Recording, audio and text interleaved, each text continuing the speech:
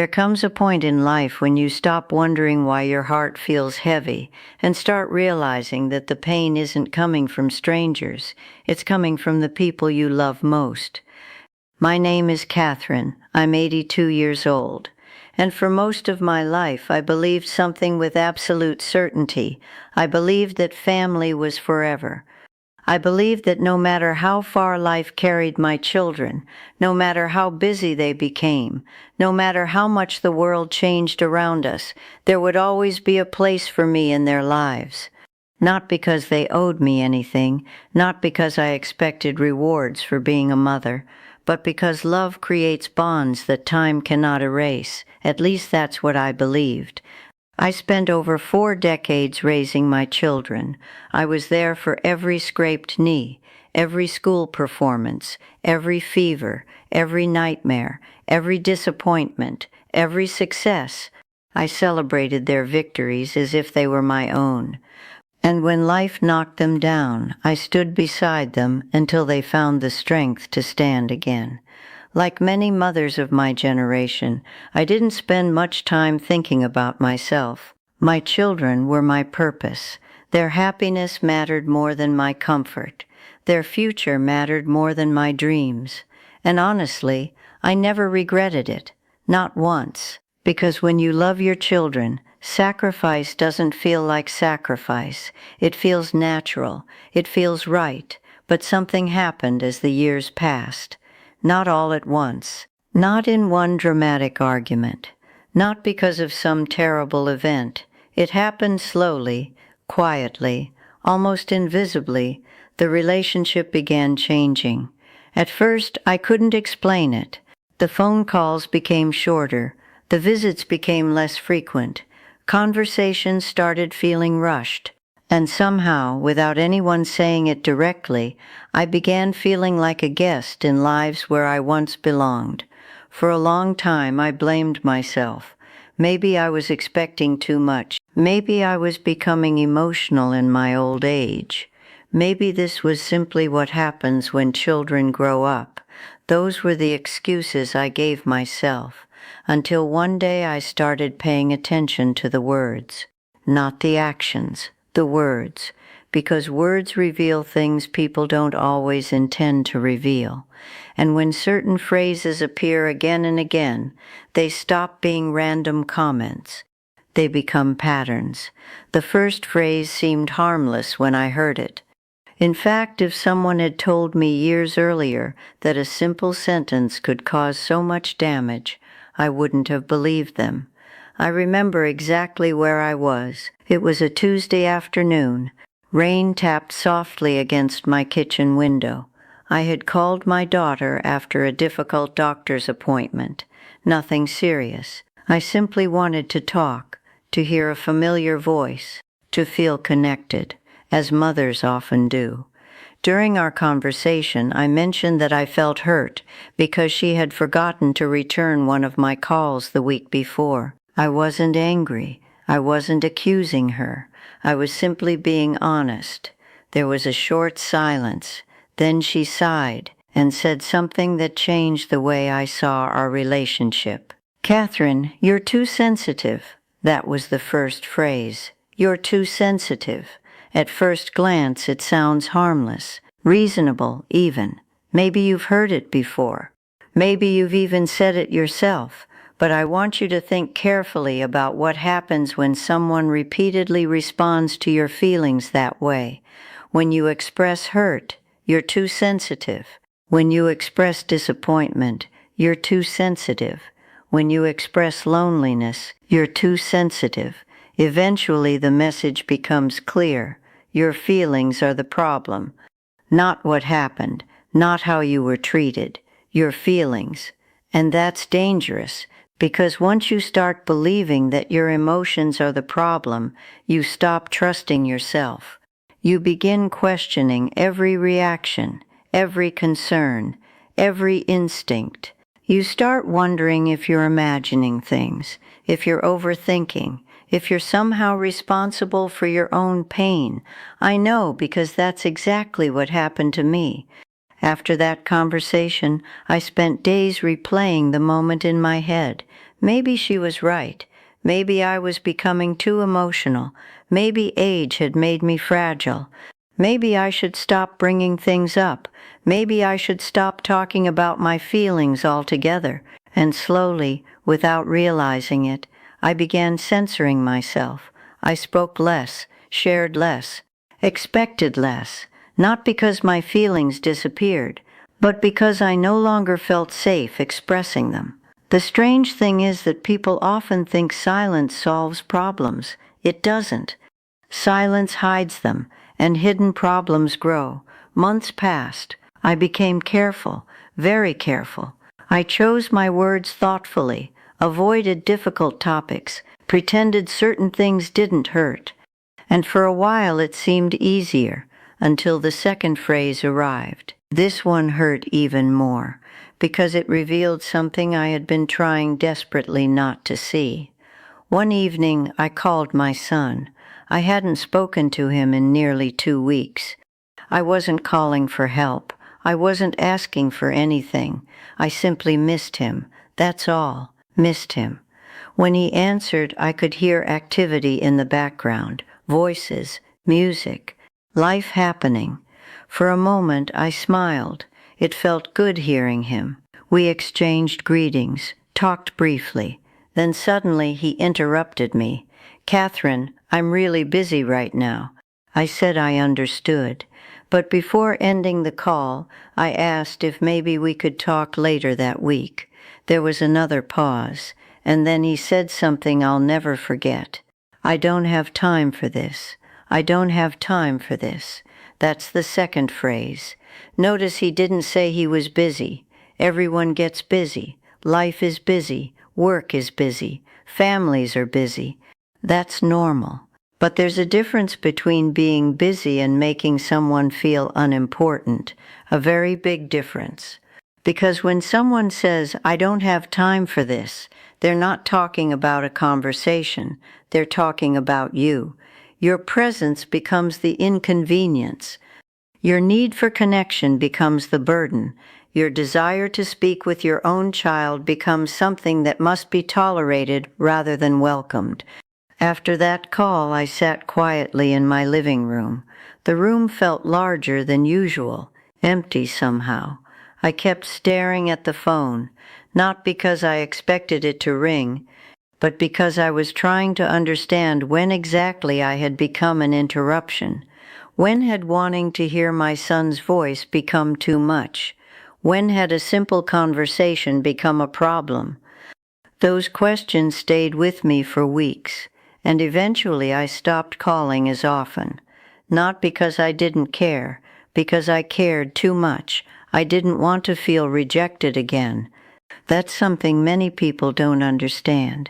Distance isn't always created by the person who walks away. Sometimes distance is created by repeated disappointment, repeated dismissal, repeated reminders that your presence is no longer welcome. And sadly, that wasn't the end of it, because the third phrase was waiting for me. And unlike the first two, this one didn't sound cold. It sounded reasonable, modern, healthy, at least on the surface. But what it did to our relationship was devastating. I'll tell you about that phrase next, because when I finally understood what it really meant, I realized the problem wasn't a misunderstanding. It was something much deeper. There are some words that sound healthy, reasonable, even wise, words that make you question your own judgment, words that on the surface seem impossible to argue against. The third phrase was one of those, and for a long time I convinced myself that I was the problem because of it. My name is Catherine. I'm 82 years old, and by the time this phrase entered my life, I had already begun shrinking myself. I was speaking less, calling less, expecting less, trying very hard to be the kind of mother who never asked for too much, the kind of mother who never became a burden, the kind of mother who stayed out of the way. I thought that would help. I thought if I made fewer demands, our relationship would improve. Instead, the distance kept growing. One afternoon, I was talking to my daughter about a family gathering I hadn't been invited to. I wasn't angry. I wasn't criticizing her. I simply asked why no one had mentioned it. There was a brief silence. Then she said something I would hear many times afterward. "Mom, you need to respect my boundaries." That was the third phrase. You need to respect my boundaries. Now, before I continue, let me say something important. Boundaries are real. Boundaries matter. Healthy boundaries protect relationships. They create respect. They create balance. They allow people to communicate honestly without hurting each other. I understand that. But what I experienced wasn't healthy boundaries. It was something different, because every time I tried to express hurt, boundary. Every time I asked a question, boundary. Every time I wanted clarification, boundary. Every time I hoped for connection, boundary. Eventually, the word stopped feeling like protection. It started feeling like a wall that grew taller every year. A wall I wasn't allowed to approach, a wall I wasn't allowed to question. And the painful part wasn't the word itself. It was what the word accomplished. It ended conversations, instantly. The moment boundaries appeared, my feelings disappeared from the discussion. Suddenly, the focus wasn't on what hurt me. The focus became whether I was violating someone else's space. And somehow, without realizing it, I started apologizing for things that shouldn't have required apologies. I apologized for calling. I apologized for asking questions. I apologized for wanting to spend time together. Imagine that. An 82-year-old mother apologizing for wanting a relationship with her own children. That's when I started noticing a pattern. Every difficult conversation ended the same way, not with understanding, not with compromise, with distance, and more distance. One evening, after another conversation ended abruptly, I sat in my favorite chair by the window. The sun was setting, the room was quiet, and I remember asking myself a question I had never asked before. When did love become something I had to request permission for? When did connection become an inconvenience? When did family become something that required appointments, explanations, and negotiations? I didn't have an answer, but I knew something felt wrong, very wrong. Months passed. The loneliness grew heavier, not because I lived alone. People often misunderstand loneliness. Loneliness isn't the absence of people, it's the absence of connection. You can sit in a crowded room and feel lonely. You can receive phone calls and feel lonely. You can have family and still feel completely alone. That's exactly where I found myself. And then one afternoon, the fourth phrase arrived. Of all the things my children said over the years, this one may have hurt the most. Not because it was cruel, because it erased me. I had called my daughter after spending several difficult weeks recovering from an illness. Nothing life-threatening, but enough to remind me that at 82, every health scare feels different. When you're young, you assume there will always be more time. When you're older, you understand that time is precious. That reality changes everything. During our conversation, I mentioned how isolated I had been feeling. I wasn't asking for sympathy. I wasn't asking her to solve anything. I simply wanted someone to understand, someone to listen, someone to say, "I know this has been hard." Instead, she sighed, a long, frustrated sigh. Then she said it. "Mom, not everything is about you." I can still hear those words. Not everything is about you. That's the fourth phrase. And at first I didn't know what to say, because technically she was right. Of course not everything is about me. I never expected it to be. No parent does. But that's not what the conversation was about. I wasn't demanding attention. I wasn't making everything about myself. I was sharing a feeling, a simple human feeling, loneliness, fear, sadness, the kinds of emotions every person experiences, but somehow those emotions were transformed into selfishness.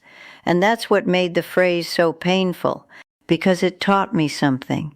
It taught me that my vulnerability was unwelcome, my honesty was unwelcome, my emotions were unwelcome.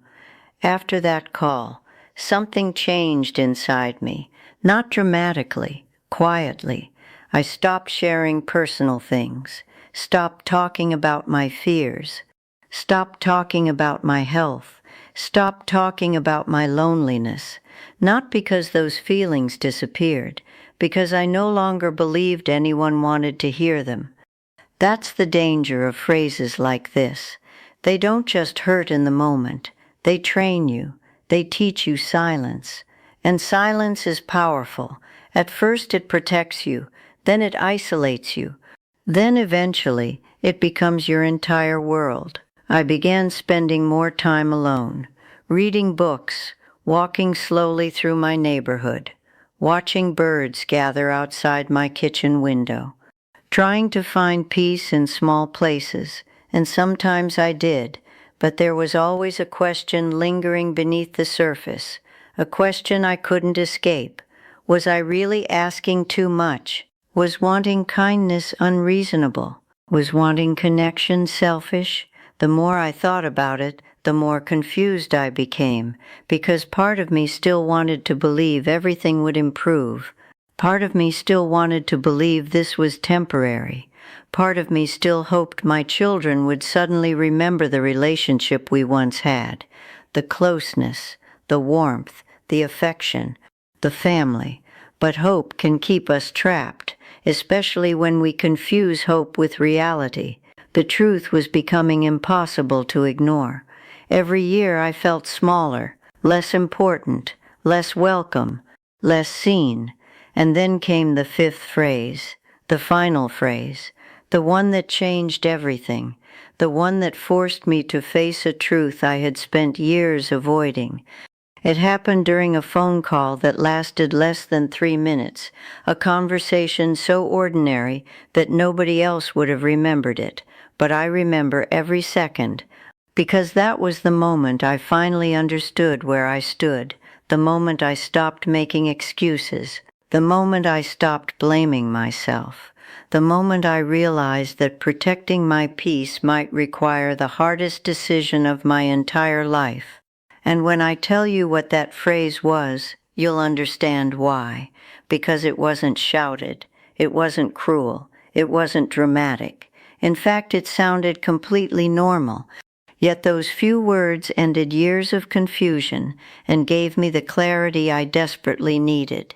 There comes a moment when your heart finally accepts what your mind has been trying to deny, not because you stop loving someone, not because you stop caring, but because reality becomes impossible to ignore. My name is Catherine.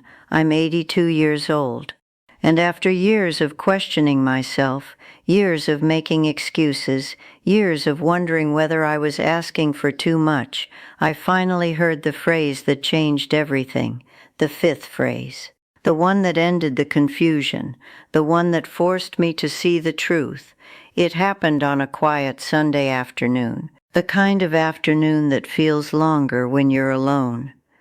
I had been thinking about my family all morning, looking through old photographs, remembering birthdays, family vacations, Christmas mornings, school graduations, all those moments that once made our family feel unbreakable. As I sat there holding an old photo album, I realized something. I hadn't seen my son in nearly a year, not because we lived far apart, not because travel was impossible, because every attempt to connect seemed to lead nowhere. Still, I decided to call. Part of me hoped things might be different. Part of me still believed there was a chance. When he answered, his voice sounded distracted, not angry, not rude, just distracted. We exchanged a few words. Then I asked a simple question, a very simple question. I asked if we could spend some time together sometime soon, maybe lunch, maybe coffee. maybe just an afternoon talking. There was a pause, a long pause, the kind of pause that tells you the answer before the words arrive. And then he said it, "Catherine, I have my own life now." That was the fifth phrase. I have my own life now. At first glance, it sounds reasonable. Of course he has his own life. That's normal. That's healthy. That's what parents want for their children. We raise them to become independent, to build their own futures, to create their own lives. I understood that. I always had.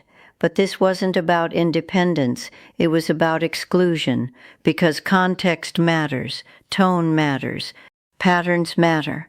And when those words arrive after years of dismissal, years of distance, years of rejection, they carry a very different meaning. What I heard wasn't, "I have responsibilities." What I heard was, "You no longer belong here." What I heard was, "You are part of my past." What I heard was, "There is no space for you in my present." And for the first time, I stopped arguing with reality. For years, I had been trying to explain away everything. Maybe they were stressed. Maybe they were overwhelmed. Maybe life was difficult. Maybe things would improve. Maybe next month. Maybe next year. Maybe someday. But someday never arrived. And suddenly I saw the pattern clearly. 5 phrases, 5 messages, repeated over and over again. You're too sensitive. I don't have time for this. Respect my boundaries. Not everything is about you. I have my own life now. Different words, same outcome. Each phrase pushed me a little further away. Each phrase made me doubt myself a little more. Each phrase asked me to become smaller, quieter, less visible, less important, until eventually I barely recognized myself. That evening, after the phone call ended, I sat alone in my living room. The house was silent. For a long time I simply stared out the window. No tears, no anger, no dramatic reaction, just clarity, pure clarity. And clarity can be painful, because once you see the truth, you can't unsee it. I finally understood something that took me 82 years to learn. Love should not require self-abandonment. Read that again. Love should not require self-abandonment. You should not have to sacrifice your dignity to maintain a relationship. You should not have to silence your feelings to remain accepted.